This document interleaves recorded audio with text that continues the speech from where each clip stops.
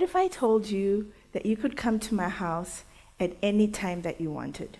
You could have unlimited access to all my resources. You could eat all my food and drink everything you wanted, and you wouldn't have to pay anything.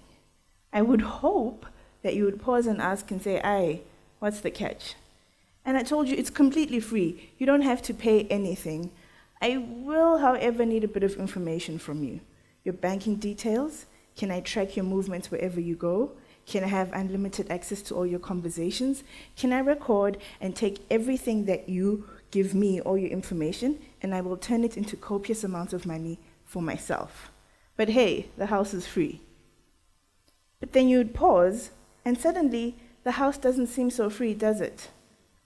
So why do we keep thinking that these apps and services that are provided to us by mega data corporations are free?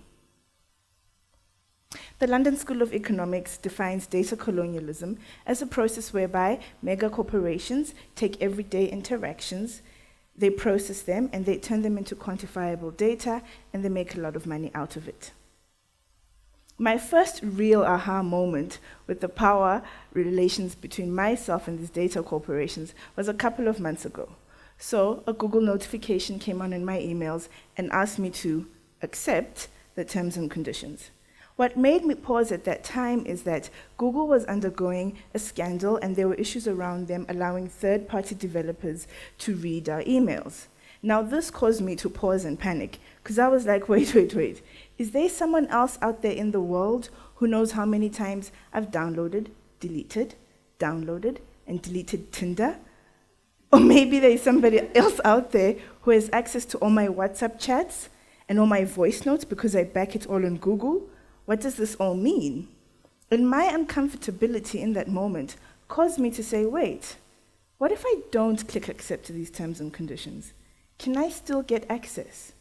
And then I began to wonder, how often do I read the terms and conditions? Because even as a legally trained person, when those terms and conditions come up on the screen, they're really, really long, and the writing is really tiny. And let's be honest, ain't nobody got time for that. And so, even in that moment of being uncomfortable, I realized that I didn't have a choice because I had to be connected to the grid. And so, unfortunately, I clicked accept. I was about 10 years old when I decided exactly what I wanted to do. I was sitting at home in the afternoon and the news was on SABC3. I don't know if any of you remember the days when CNN used to air on SABC3 in the afternoons. And Amnesty came on, and the question that came on there, Amnesty was advocating for the international community to rescue a woman. And I asked my dad, I asked him, what is Amnesty? And he said, they're lawyers. And I said, oh, okay, well, what do lawyers do? And he said, they help people. And I decided then that I would become a lawyer who helps people.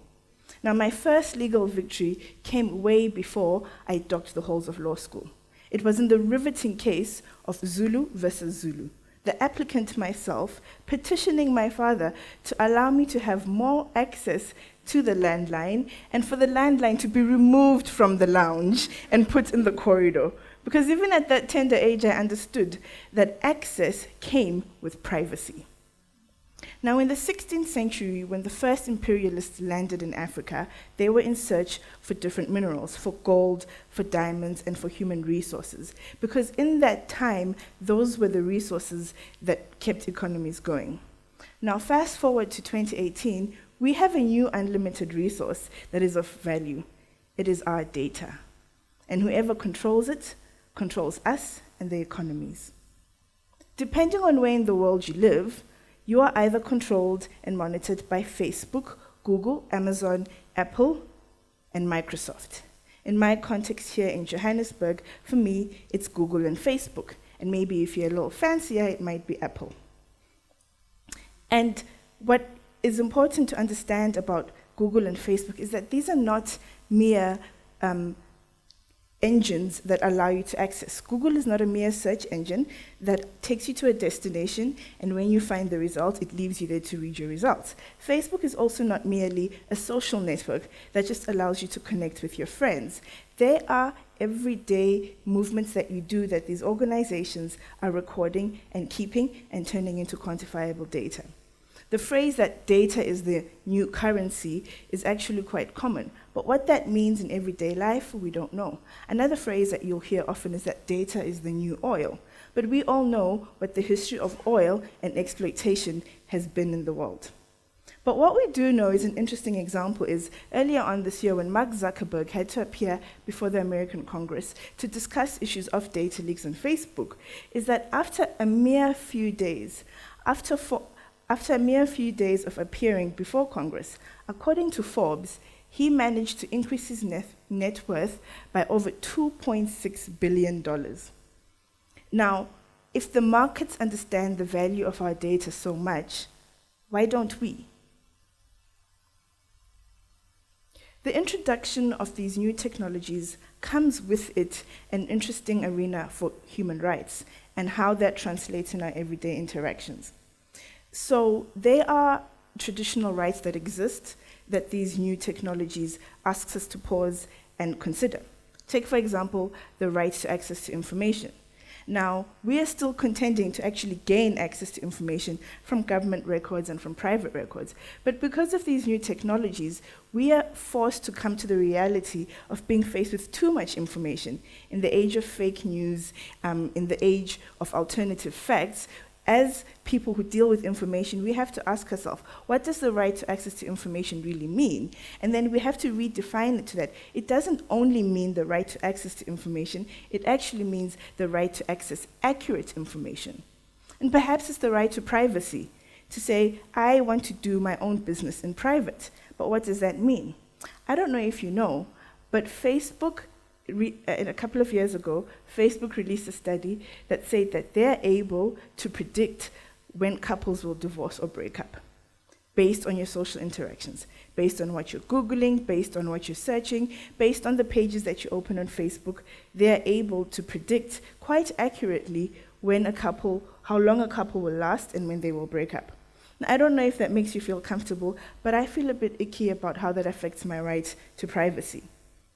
And other rights are new and exciting, interesting rights that come up, which is the right to the internet. Many places recognize that each human being has an intrinsic right to access the internet. But in this age of massive data corporations, what does this right actually mean?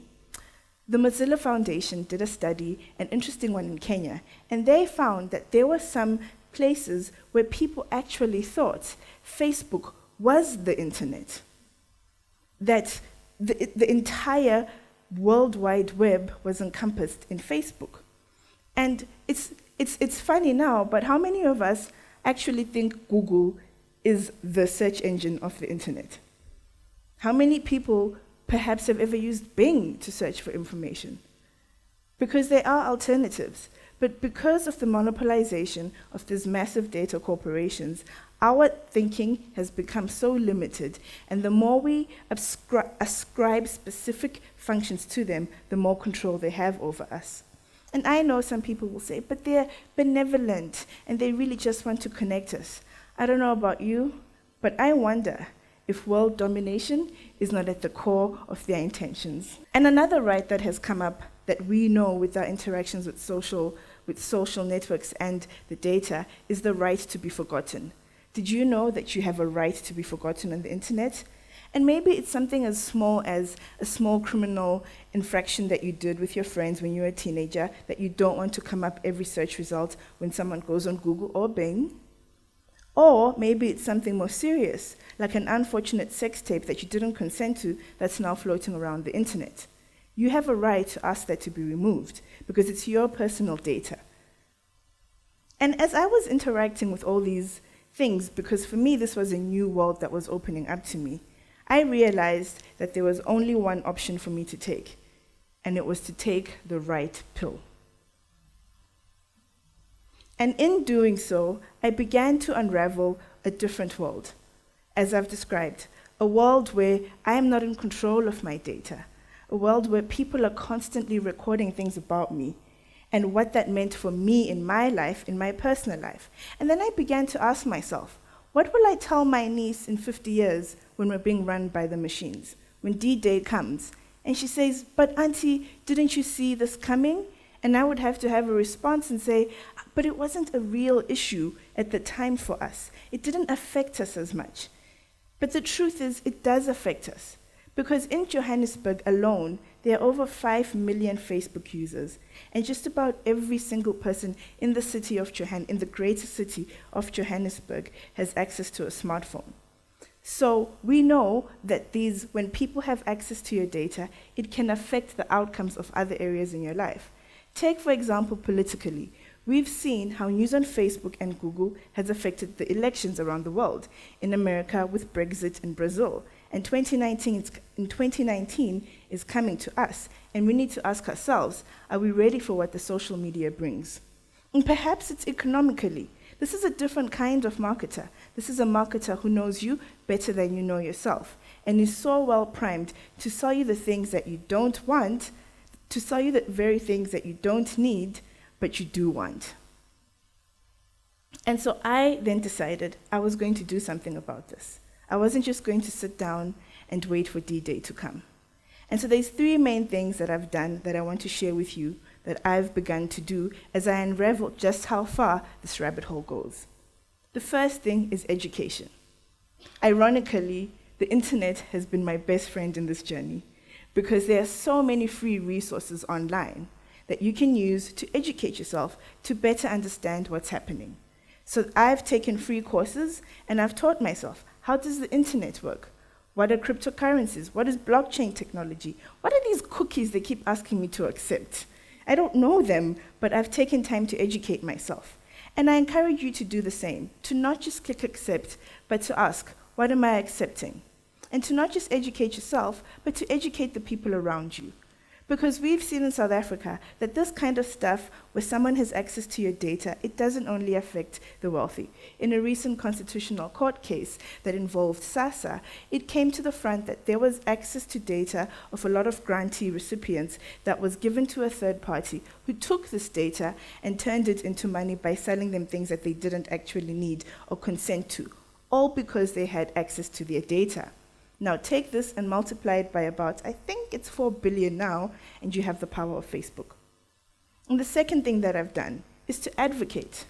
Advocate, advocate, advocate. And what does advocacy in South Africa look like? I don't know if we're yet at a stage where we'll doi on the streets, but there are different forms of advocacy.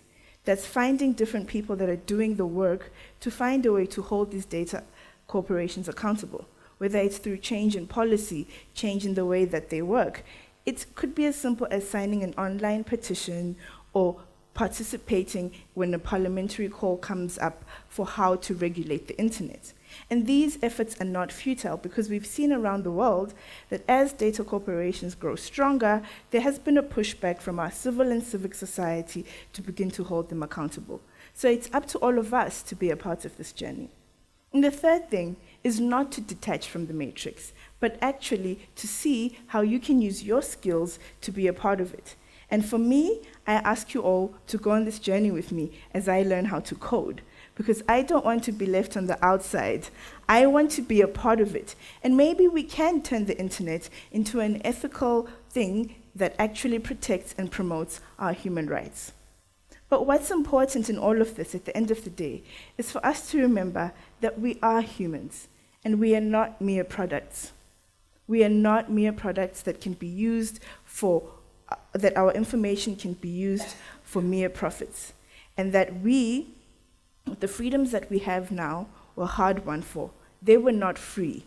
People worked hard to keep us free, and that we get to be part of a generation that works to make sure that the internet remains free and that we also remain free.